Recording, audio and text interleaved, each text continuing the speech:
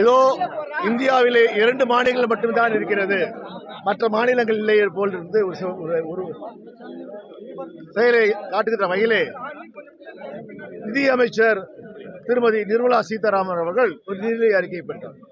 இதை பார்த்தீர்கள் என்றால் ஆந்திராவுக்கு சந்திரபாபு நாயுடுக்கு 16,000 கோடி கொடுப்பது போல் இருக்கு, ஒரு தோற்றத்தை உருவாக்கிறார்.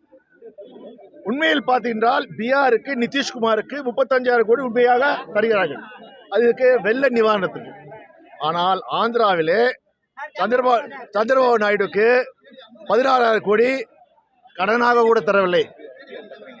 அது கடனுக்கு கேரண்டியாக சந்திரபாபு நாயுடு கேரண்டி எடுத்துக்கலாம், போய் நான் 16,000 கோடி கடன் வாங்குறேன், இதுக்கு அவர் அமராவதி தலைநகரை கட்டுவதற்கு உத்தரவாதத்தை ஒன்றிய அரசு மட்டும்தான் தரும், அதற்கான வட்டியையும் அசலையும் அவர்தான் யாரு சந்திரபாபு நாயுடு தான் இப்ப தர வேண்டும், ஆந்திரா அரசு தான் தர வேண்டும். இதில் என்ன தெரிகிறது என்றால் இந்தி பேசுகின்ற பீகாருக்கு 35,000 கோடி சொலையா எடுத்து கொடுத்துட்டார்.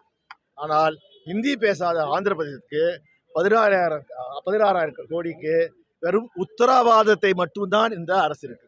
இதுல என்ன தெரியுது, சந்திரபாபு நாயுடு விஷயம் தெரிஞ்சவர் தான், கண்டிப்பாக வெகு இந்த மைனாரிட்டி அரசு வீழ்கின்ற நிலை வெகு விரைவிலே வரும் என்று நான் கூறுகிறேன். அதே போல் ஒன்றிய அரசு பார்த்தீங்கன்னா நான் சொன்னோம், எங்கள் முதல்வர் தலைவர் மு.க. ஸ்டாலின் அவர்கள் பதவியேற்ற போது என்ன சொன்னார், எனக்கு வாக்களித்தவருக்கும் சரி எனக்கு வாக்களிக்காதவருக்கும் நான் முதலமைச்சர், அவர்களுக்கு முன்னேற்றத்துக்காக நான் உழைப்பேன். அவர்கள் ஐயோ ஏன் நான் மு.க. ஸ்டாலின் வாக்கு அளிக்கவில்லை என்று வருத்தப்பட்ட அளவுக்கு என் செயல்பாடு இருக்கின்றார். அதே தான் தொடர்ந்து இன்றைக்கு 3 ஆண்டுகளாக தமிழ்நாட்டு மக்களுக்கு வளர்ச்சிக்காக செல்கிறார். ஆனால் மோடி என்ன பண்றார், அவருக்கு வாக்களித்த மக்கள் கூட ஓட்டு செலவு செய்யல. இப்போ மைனாரிட்டி அரசை தன்னை பிரதமராக இருக்குவதற்காக தக்க வைப்பதற்காக காலாக இருக்கின்ற ஆந்திராவுக்கும் பீகாருக்கும் செயல்படுகிறார். மாமாரி வடை சொல்றத நீங்க பார்க்க முடியாது. அப்படியே இந்த 2 பேர் மட்டும் சொன்ன வெண்ணைய சொல்லாம இருக்காங்கல்ல, சொல்றது காரணம் என்னமோ அவன் தங்களை காப்பாத்திக்கிறாங்களாம்.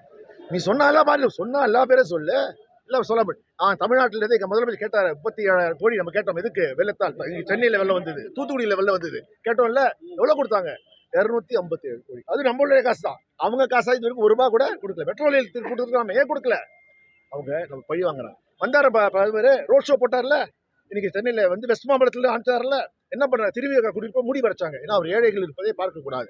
கோயம்புத்தூர்ல போய் ரோட் ஷோ போட்டால, அங்க மெட்ரோ ரயில் திட்டத்துக்கு ஒப்புதல் கொடுத்தாங்களா, இல்ல, வெறும் ரோட் ஷோ பிரதமர் தான் மோடி. தமிழ்நாட்டு மக்கள் இதை மன்னிக்க மாட்டார்கள், மறக்க மாட்டார்கள், தகுந்த பாடத்தை புகழ்ந்தார்கள்.